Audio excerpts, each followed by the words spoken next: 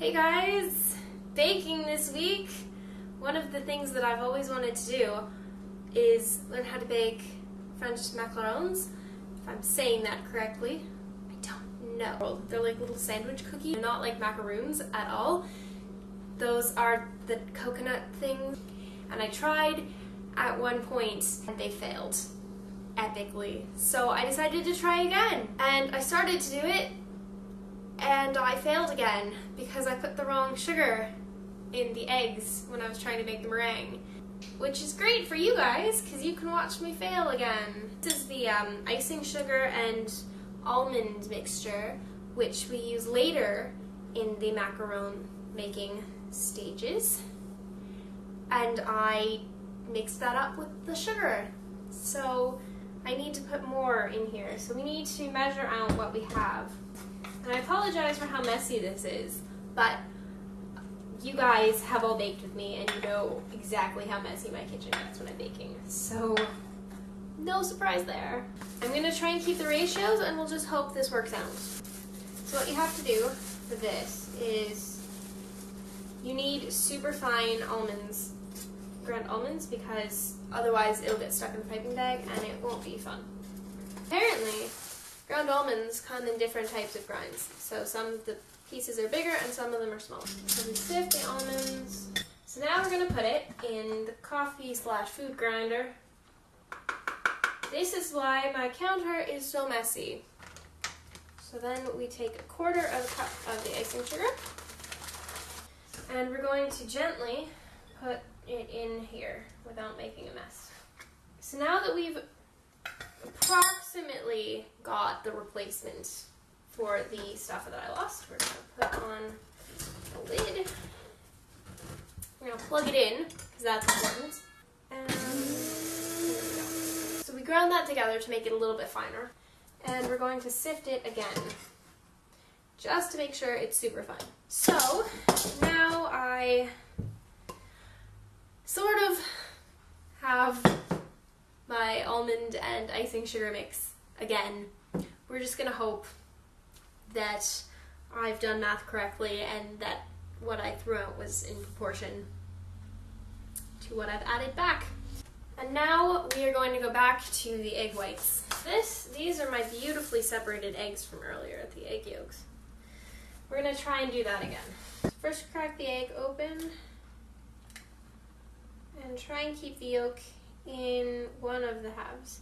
Then this lovely egg white we're going to put in the big bowl, because that turned out perfectly. We don't want to lose that to any silly mistakes that I might make.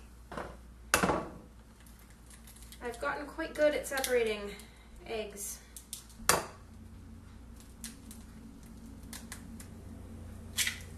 Oops! There's an example of failing. I've just been bragging about how good I was at separating eggs. Here's the other moral of the story: don't brag about things.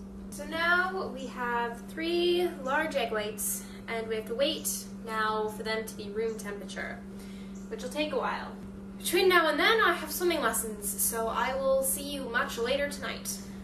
And now it's nighttime, because I've had to wait a while. I now have room temperature egg whites and a cleaner kitchen, so that's good.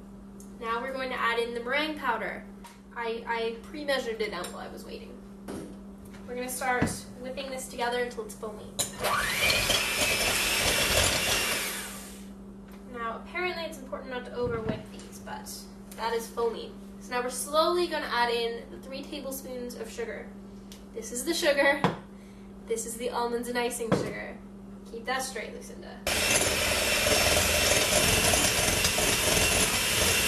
I should probably explain that meringue is basically egg whites and sugar whipped together.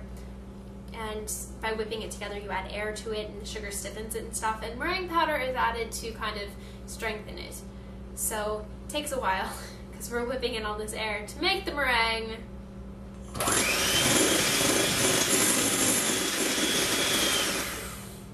So it's still kind of dripping.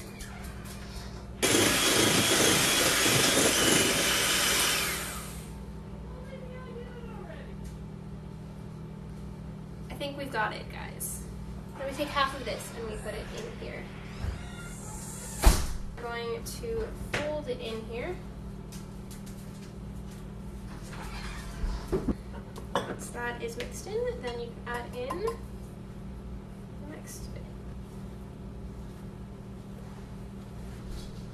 We're going to take this innocent travel mug and we're going to put the piping bag in it, and then we're going to scoop some of this in the piping bag. And then pipe onto our baking trays, which are already laid out.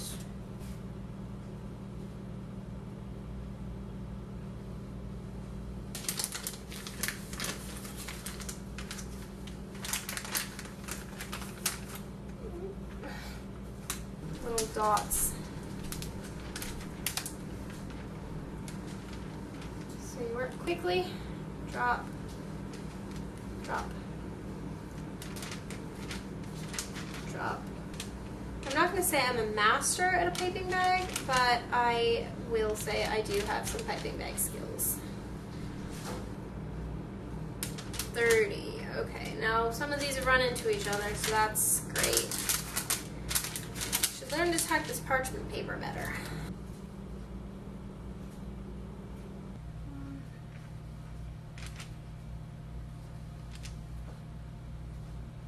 So my second tray is no better than my first tray, but if I can make these work at all, that'll be a success, so I won't worry about having to separate some of these later.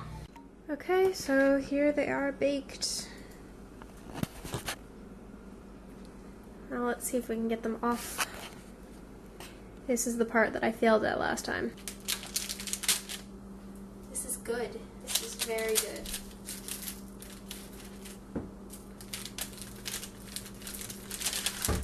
They're still sticking a little bit, so maybe I could have kept them in a little bit longer, but I put them in for 5 minutes longer than it said to, so. This one kind of failed a little. So I was worried when they came out like this that I might have burnt them, but, because I thought they were supposed to be this color. But this seems too sticky. This is kind of like how my first ones turned out, so I don't think I cooked the ones over Christmas break long enough. I think this is undercooked, so I'm going to get rid of that one, and the other one that is exactly that color. We'll just have one less. Yeah, I need to work on my piping skills just a little bit. I mean, I have some good skills, as you can see from some of these that turned out really well, like this one here, or this one here, but I also need work. Now we get the fun part. We get to put the marmalade in the smaller piping bag, and we get to pipe it on the cookies.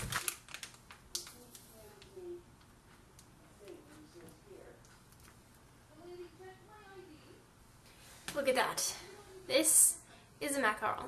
Let's just finish this lesson off quick. Macaroon, macaron, macaroon, macaron. Which one looks better? Definitely this one. With just a little more practice, I should hopefully be able to master this. I think that's pretty good for my second time, considering how badly my first time failed. Right? Bye, guys. This is called science. I'm not so good at it. We're not going to let it fall over. Keep talking like I know what I'm doing. I have yet to make beautiful macarons. And maybe don't let me cook alone.